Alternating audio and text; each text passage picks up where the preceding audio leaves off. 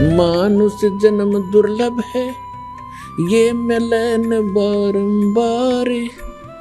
तरवर से पत्ता टूट गिरे, वो मोर न लगता डर।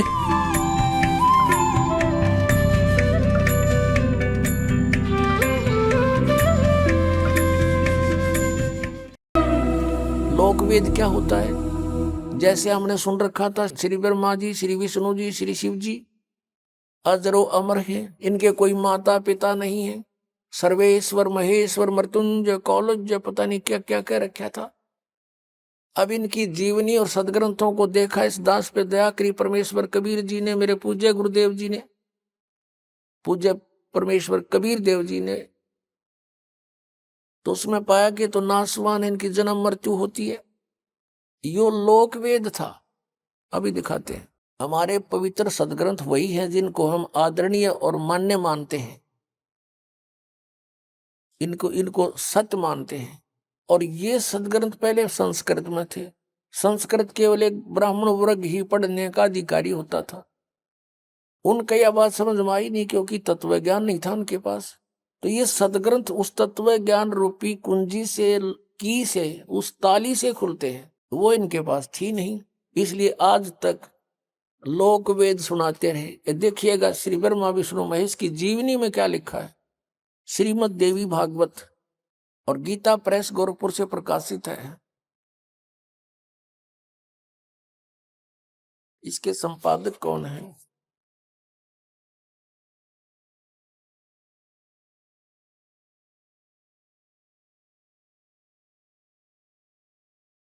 हनुमान प्रसाद पोदार चिमन लाल गोस्वामी। ये कहां से छपी है?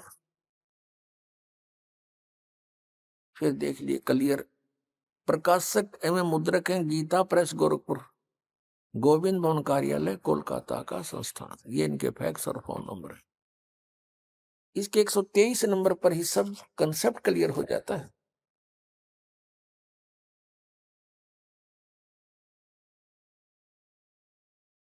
अब तीसरा स्कंद 123 पृष्ठ, और ये देखिएगा।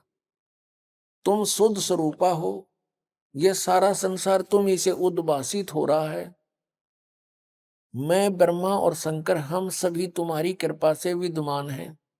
श्री विष्णु जी कह रहे हैं अपनी माता दुर्गा के विषय में, और अपनी सतीथि बताते हमारा आविर्भाव और तिरोभाव हुआ करता है। हमारा आविर्भाव माने जन्म, तिरोभाव माने मृत्यु होता है। हम अविनाशी नहीं है, हमारा जन्म मृत्यु होता है।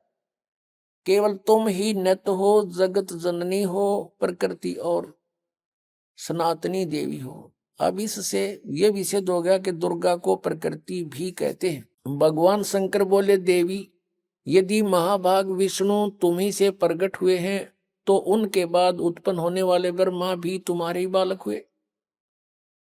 फिर मैं तमोगुणी लीला करने वाला शंकर क्या तुम्हारी संतान नहीं हुआ? अर्थात मुझे भी उत्पन्न करने वाली तुम ही हो शिवे। संपूर्ण संसार की सृष्टि करने में तुम बड़ी चतुर हो। इस संसार की सृष्टि सतीथि और संहार में तुम्हारे गुण सदा समर्थ है। उन्हीं तीनों गुणों से उत्पन्न हम रजगुण ब्रह्मा, सतगुण विष्णु, तम गुण शिव जी नियमानुसार कार्य में तत्पर रहते हैं। पुण्यात्मा, इस पवित्र सदग्रंथ श्रीमद देवी भागवत ने थोड़े से विवरण में सब कुछ कंसेप्ट क्लियर कर दिया। इसमें 5 कंसेप्ट क्लियर हो गए, 5 पॉइंट। नंबर 1, ब्रह्मा विष्णु महेश नासवान है, इनकी जन्म मृत्यु होती है, ये अजरो अमर मृत्युंजय कालज्य नहीं है। और दूसरा ये हो गया कि दुर्गा इनकी जननी है, इनको जन्म देने वाली माता है। तीसरा ये हो गया कि रजगुण ब्रह्मा, सतगुण विष्णु, तमगुण शिव जी है। चौथा ये हो गया कि ये केवल नियमित कार्य ही कर सकते हैं, आपके संस्कार को बदल नहीं सकते। आपके भाग्य में कोई भयंकर दुख है, मृत्यु है या कोई और हानि है, तो ये कोई चेंज नहीं कर सकते उसको, क्योंकि वो कर्मों का आधार है। और कर्म में परिवर्तन केवल परम अक्षर ब्रह्म, पूर्ण ब्रह्म कबीर देव, कबीर साहब कर सकते। और पांचवा ये हो गया कि दुर्गा प्रकृति है। दुर्गा को प्रकृति भी कहते हैं। गीता जी अध्याय नंबर 7 के श्लोक नंबर 1 से 4 में कहा कि अर्जुन, अब ये ऐसा ज्ञान बता दूंगा कि इसको जानने के बाद फिर कुछ भी जानना शेष नहीं रहेगा। मेरी दो प्रकार की प्रकृति है, एक तो ये